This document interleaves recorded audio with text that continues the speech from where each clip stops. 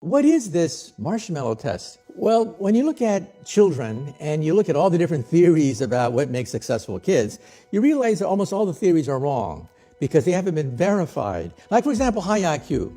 You have a lot of high IQ people who become marginal members of society. And so what is the one psychological test that correlates with success in life? And I found out that it's the marshmallow test. You get kids and ask them, do you want a marshmallow now? Or 2 marshmallows a few hours from now? And the kids that want the marshmallow now tend to be those that want shortcuts, those that don't want to do the hard work. They want the quick kill. They grab that marshmallow. But the other ones say, no, wait a minute. If I wait 2 hours, I can get 2 marshmallows. I can hold out. There's a pot of gold waiting for me. They're not going to take the shortcut. And so you say to yourself, well, that's a test for kids.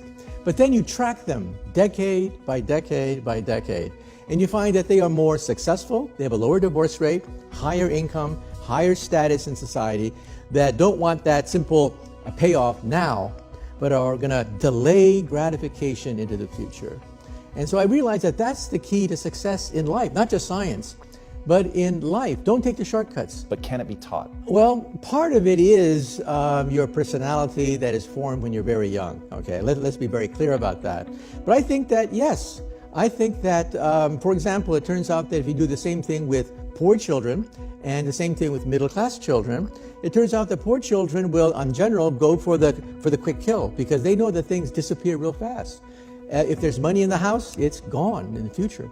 If you can show people that there is a pot of gold out there, that yes, you hold out, you go to college, you'll learn the discipline, there's a pot of gold out there. You can learn to appreciate that fact. What we have in the brain that is different from animals is we understand time.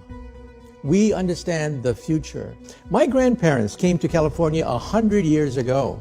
But imagine, back then, life expectancy was 49 years of age. I mean, you were born, you had kids, and died. Life was a bitch. Now we have an increased lifespan. We have all the luxury goods. Instead of yelling out the window, which is what my grandparents did to communicate, we have the internet.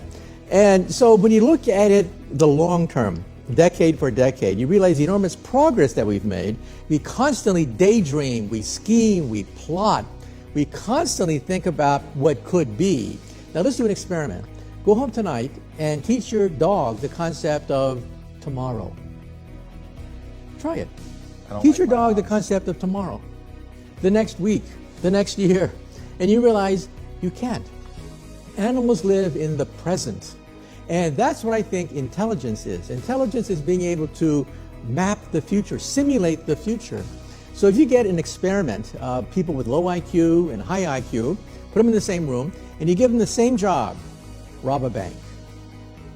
You'll find out that the low IQ people probably do a much better job of robbing a bank, plotting the bank robbery, than high IQ people who get all messed up with legal implications and stuff like that. The point is that you can have some very smart robbers because they see the future.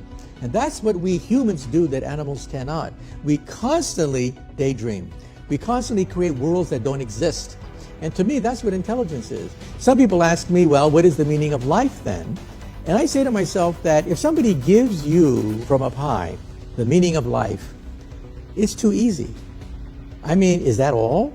My attitude is that it's self-discovery. We have to reinvent ourselves, that we have to recreate ourselves, that the meaning of life is rediscovery.